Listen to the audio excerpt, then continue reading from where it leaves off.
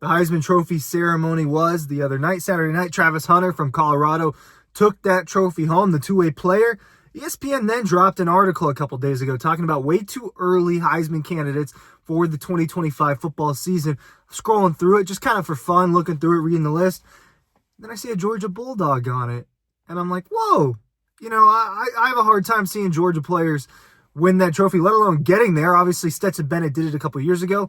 But I see that Mark Schlabach from ESPN has Nate Frazier, freshman running back for Georgia, will be a sophomore running back for Georgia next year as a Heisman candidate, a way too early Heisman candidate for the 2025 season. He's got a couple of running backs on here, a couple wide receivers, some quarterbacks.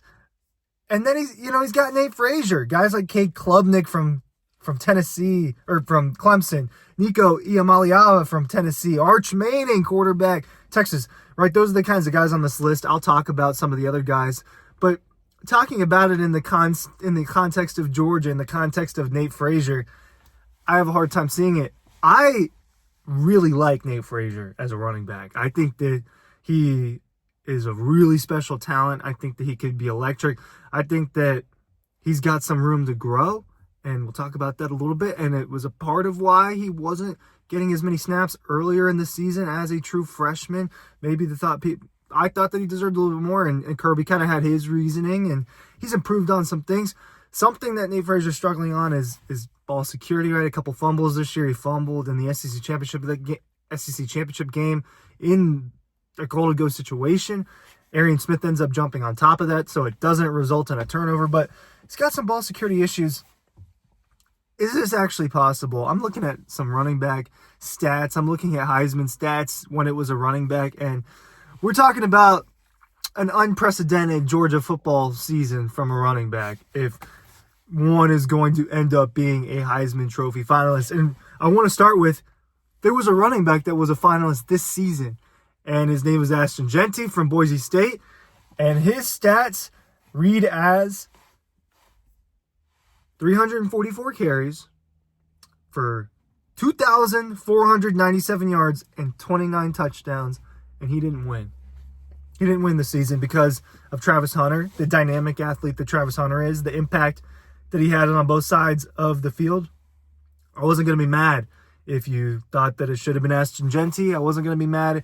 I wouldn't be mad if you thought it was Travis Hunter. I thought both were pretty deserving of this Heisman Trophy.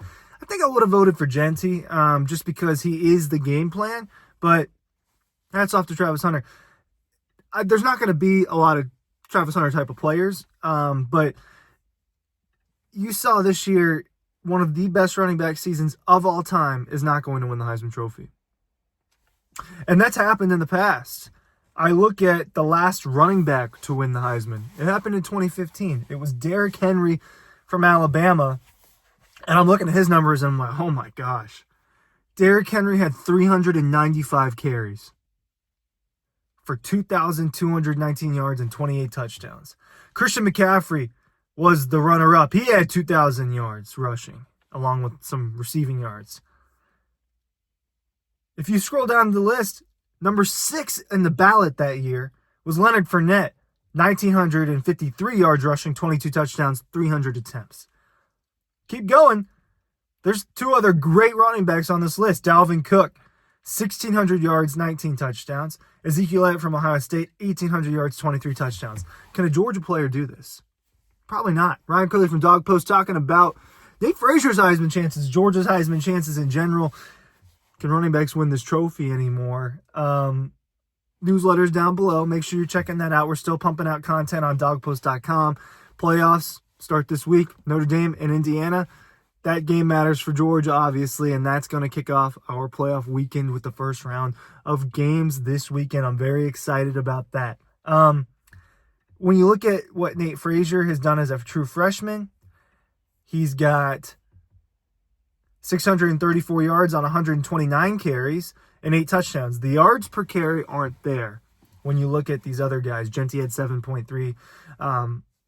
Now, Derrick Henry was in the 5.5 range, and that's, and he had almost 400 carries. So, split backfield. Nate Frazier had 129 carries. ETN kind of in and out of the lineup this year, 111 carries.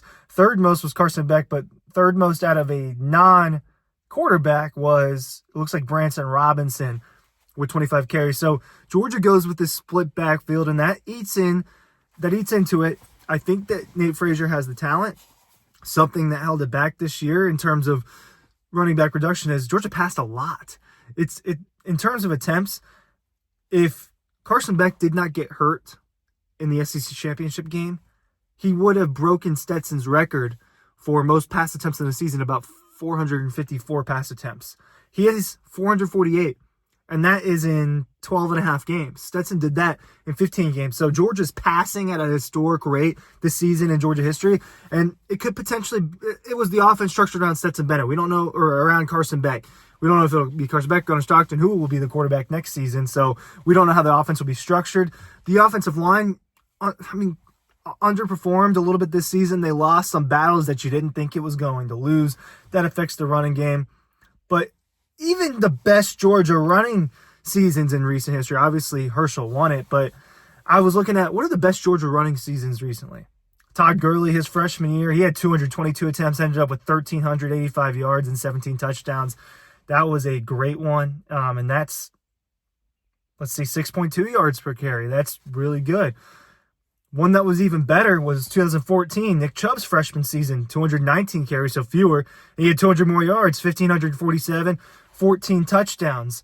2 touchdowns through the air, those will count, right? And this is Nick Chubb splitting the backfield with Sony Michel and Todd Gurley. These guys were splitting backfield. Same thing happened. 224 attempts, 223 attempts in 16 and 17. He ends up with 1,100 and 1,300 yards. So we're not seeing the crazy numbers out of Georgia football players. If Nate Frazier was able to do something like this, he would need double the carries. First of all, he'd need double the carries. He'd need in that 260-plus range. He would need receptions. He would need double-digit touchdowns, probably closer to 20 touchdowns. I mean, we saw Dylan Sampson. What were his stats? Tennessee running back this year. Not a Heisman finalist, was kind of close to that. Really good football player. He ended up with 1,400 yards and 22 touchdowns. He wasn't a Heisman finalist. So we're talking about Nate Frazier would need better than what Dylan Sampson did this season. Probably, right? Because every season's a little bit different. But 256 yards, 1,485 yards, 22 touchdowns. That's what Dylan Sampson did this year. Nate Frazier would have to get double the touches at least, and he would need more touchdowns. And then he'd start to sniff the Heisman conversation. This is what Mark Schlabach wrote. If junior tailback Trevor Etienne declares for the NFL draft, Frazier should enter the 2025 season as the Bulldogs' primary back. He showed plenty of promise as a freshman. Named the stats. He said Frazier, who's from Compton, improved tremendously as a pass blocker and caught 10 passes out of the backfield. He lost a couple of untimely fumbles, though, so ball security will be a focus moving forward. Yes. The part of the reason why Frazier wasn't in there as much at the beginning of the season, one, he's a true freshman. Two, they've got Trevor Etienne, right, and he's their lead back. And as much as I was wrong about that, I thought Frazier, I was like, hey, man, Frazier's just as good as him, if not better. And then I think that we've seen in these big moments, okay, Trevor Etienne is a legit running back. This is a guy, Trevor Etienne's a guy, maybe he would have gotten stats that were more worthy of looking at an award if he was not suspended for the game and then hurt a few games this season. Obviously, his numbers took a hit. But when you look at the guys on the list next year, I expect to see at least one of these players as a finalist. They've got Ryan Williams from Alabama, electric receiver. If he has a system and a quarterback that gets him the ball enough, that's a guy who could be there. Obviously, Jeremiah Smith from Ohio State. Those are the two wide receivers you look at. But a quarterback like Lenore Sellers, who runs and throws from South Carolina, could he have an electric enough season? That's the guy on this list. Another guy on this list, Garrett Nussmeier, quarterback for LSU. If he puts it more together and they air it out, could he have the numbers? Jeremiah Love, running back from Notre Dame, guy we're talking about a little bit this week with you. He's got really impressive numbers and one of the only players that scored a touchdown in every single game this season. That is a Notre Dame record. DJ Lagway from Florida. There's Nico Iamaleava, Arch Manning. You're going to have to compete with the quarterbacks. Now, the quarterbacks didn't win out this season. It was Travis Hunter and Ashton Genty, so there can be seasons like it. But if Nate Frazier or any Georgia running back is going to be a Heisman finalist, they're also going to have to be force-fed the football a little bit. If it wasn't going to be Stetson in 22, I thought Brock Bowers had a chance in 2023. Obviously, his season kind of messed up by that ankle injury and the tightrope surgery he ended up having to repair that. That affected him. It would take a lot. It would take a lot for a Georgia running back to be a Heisman finalist. You saw Dalvin Cook wasn't with the numbers he had. Georgia running backs don't get those numbers, or Leonard Fournette, right? And then you saw what Genty did this year, and it didn't win.